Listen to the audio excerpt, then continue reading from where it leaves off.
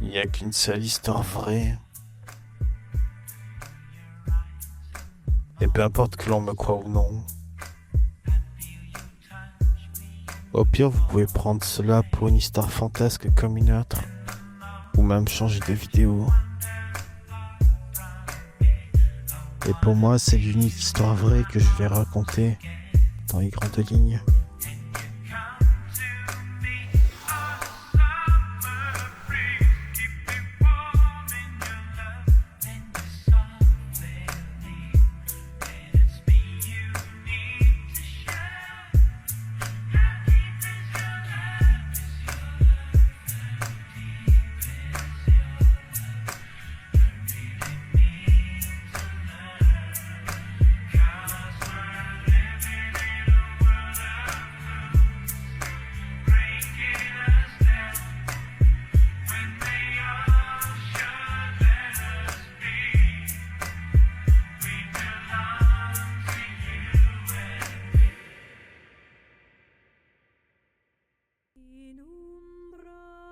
À cette époque, les pyramides étaient encore lisses.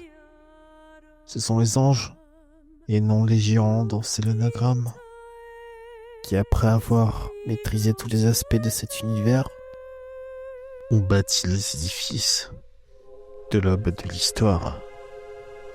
Tout ceci est une épreuve. Et aussi incroyable que cela puisse paraître, c'est écrit tel quel, absolument partout. Je pense que ce sont des gens qui ont simplement décidé de ne pas lire. Si une déité montre ses ailes, ce ne sont pas des ailes d'oiseau, mais des ailes de papillon. À cette époque, les humains de la Terre, c'était les Néandertaliens. Les anges ont passé un accord avec eux pour ajouter quelque chose à leur descendance. Et c'est ainsi que sont nés les premiers humains qui peuplent la Terre aujourd'hui. Ils avaient le corps et le visage plus arrondis. Et ils avaient le sens de l'art. Les premiers humains de cette espèce ont été élevés par les anges eux-mêmes. Ils vivaient très longtemps et étaient particulièrement justes et moraux. Mais cela a dégringolé dès la génération suivante, après le départ des anges. Ces anges maîtrisaient tous les aspects de cet univers. Ils transcendaient aussi le feu et la terre, maîtrisant les voies du temps. Ils connaissaient l'avenir et ont essayé de réduire un maximum les horreurs qui allaient suivre sur cette planète. De l'autre côté du miroir, dans la chiralité concrète de l'univers, c'était le créateur de ce dernier qui faisait le premier enseignement aux habitants des lieux, les djinns.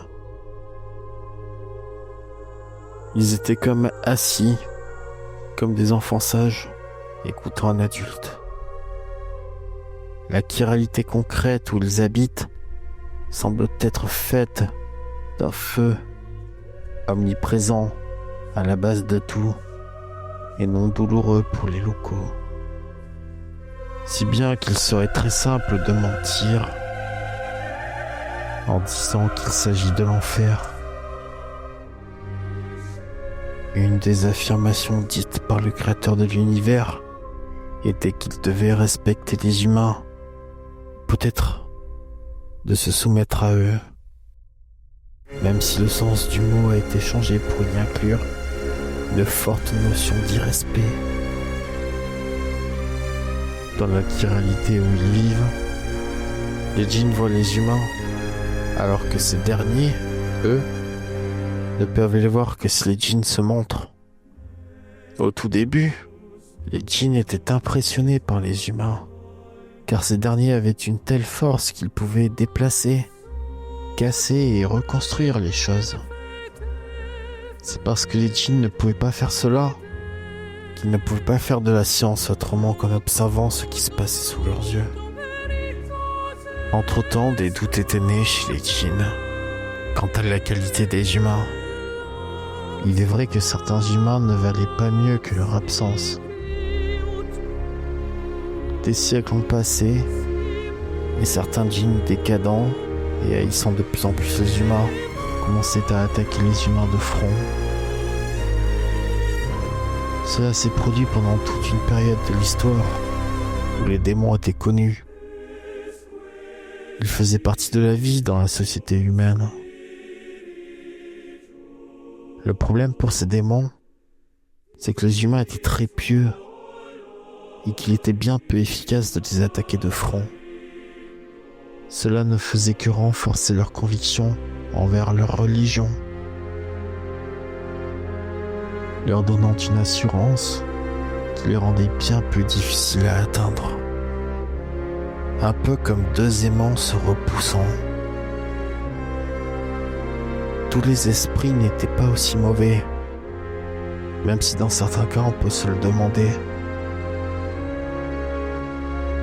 Des siècles plus tard, lorsque l'Église et la royauté se partageaient le pouvoir, de manière qui se veut correcte et équitable, mais avec des défauts, comme il y en a eu et comme il y en aura avec la société humaine, des gens ont commencé à avoir de la haine, d'abord contre l'Église, et plus tard contre la royauté.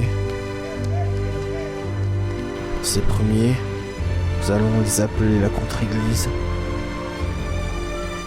Et ils ont commencé à expérimenter des choses qui étaient interdites par l'Église. Ainsi, ils ont établi avec succès le contact avec les djinns, qui n'espéraient pas mieux. Les humains qui étaient plus doués en art que les djinns étaient aussi beaucoup moins doués en sciences.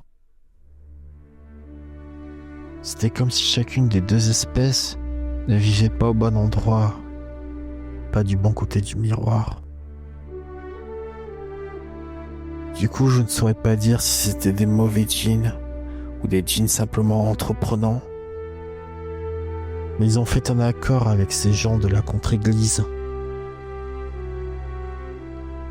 Ces derniers devaient leur apporter des informations relatives à tout, comme des mesures par exemple. Et les djinns en retour leur donnaient des solutions pour monter dans la hiérarchie. Ces échanges fonctionnaient si bien pour les deux parties que lorsqu'une nouvelle génération d'humains arrivait pour se placer devant le miroir, ces derniers commençaient à montrer des signes de vénération, comme si les djinns étaient des dieux à leurs yeux. De la même manière qu'au tout début les djinns étaient subjugués par les humains. Cette fois, c'était les humains qui étaient subjugués par eux. La première génération voyant cela avait l'impression que cela leur échappait, mais sans plus. C'était pourtant ce qui allait arriver ensuite, pour toutes les générations suivantes. Puisse le temps passer, puissent les mauvais djinns cultiver un mépris pour les humains, qu'ils trouvaient faibles et stupides. Ils repensaient aux paroles du créateur de l'univers, qui leur ordonnait de se soumettre à eux, tout en ayant l'impression vérifiable qu'ils étaient en fait plus doués. Cela leur a donné l'impression d'être moins appréciés, bien injustement. Qu'ils avaient été mis dans un lieu moins intéressant pour eux, et que leur destin valait moins à cause de toutes ces injustices cumulées. C'est de la collaboration entre démons et contre-église qui est brusquement née l'ère industrielle chez les humains. Par pur choix de propagande et de haine, ils ont appelé la précédente ère le Moyen-Âge, une époque qui pourtant connut bien moins de guerre et d'injustice qu'aujourd'hui. Les djinns, ne connaissant pas encore la mort, ont planifié sur des siècles leurs objectifs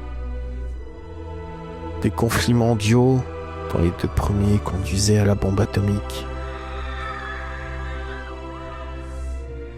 Une libération telle d'énergie qu'elle forme un pont entre les deux chiralités, les deux côtés du miroir, leur permettant enfin de venir dans la chiralité abstraite de l'univers, d'intégrer des corps de fortune faits à la Frankenstein pour commencer. Dans le processus, au moins un a disparu. Pour la première fois, un djinn mourait et disparaissait, et cela les a particulièrement marqués, ceci contribuant à augmenter leur haine contre les humains. Une technologie d'abord vétuste et qui se crache, mais qu'importe, ils peuvent changer de corps à volonté. Des essais nucléaires, à première vue insensés, pour rapatrier plus de monde ici.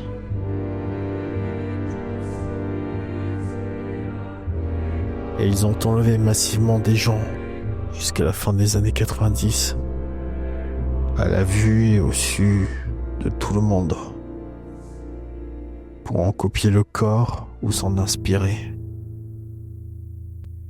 Ils ont aussi mutilé des animaux. À mesure qu'ils étudiaient les êtres vivants autour, ils adaptaient leur corps et changeaient leur apparence. Mais comme ils avaient déjà suffisamment de pouvoir dans la société humaine, ils ont créé une subversion massive.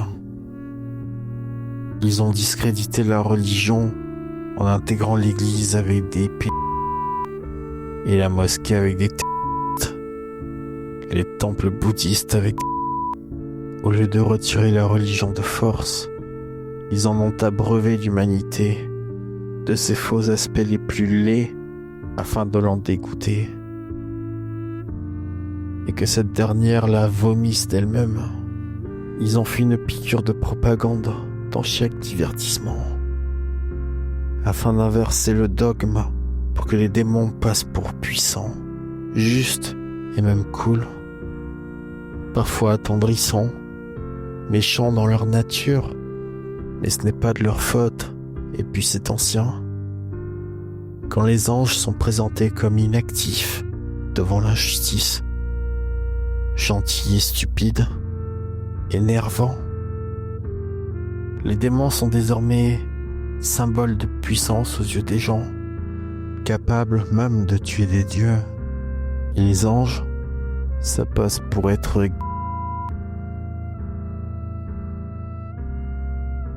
Moi qui visionne beaucoup de vidéos, je n'ai pas vu un seul anime japonais qui ne répète pas cette même propagande.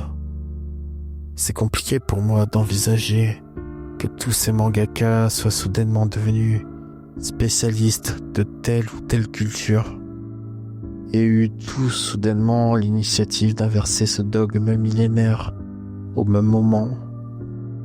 Les démons sont à la plume d'une manière ou d'une autre. D'ailleurs, ce peuple japonais qui déteste les États-Unis pour des raisons évidentes d'humiliation et de bombes atomiques sur civils se serait volontairement soumis à eux jusqu'à en faire l'apologie. Quand les humides sont arrivés sur Terre, les démons ont pour un instant craint que ces derniers ne soient les humains auxquels le Créateur a ordonné de se soumettre, car ils étaient bien plus avancés, plus dangereux et crédibles que les humains. Mais les humides et les autres civilisations extraterrestres morales ont fait l'objet de moqueries de la part des démons, quand ces derniers ont compris qu'ils se refuseraient d'interférer au-delà de certaines limites. Car lorsqu'une civilisation plus avancée s'impose, elle écrase la moins évoluée et lui prive de son propre chemin d'évolution. Pour autant, ces extraterrestres, qui se veulent moraux, regrettent aussi cette situation et essaient depuis tout ce temps de mettre des bâtons dans les roues aux démons. Ils s'assurent aussi qu'aucun incident nucléaire ne résulte sur un incident nucléaire majeur ou d'autres dangers d'extinction. Lorsque des générations d'humains, devenus bien plus stupides, allaient à la rencontre des démons pour obtenir du pouvoir, ces derniers leur ont fait croire qu'ils régneraient sur l'enfer. Ils ont pour cela montré la réalité concrète où ils vivaient, où tout semble être fait de feu, et ils ont pour l'occasion créé des illusions de gens qui plugent et souffrent.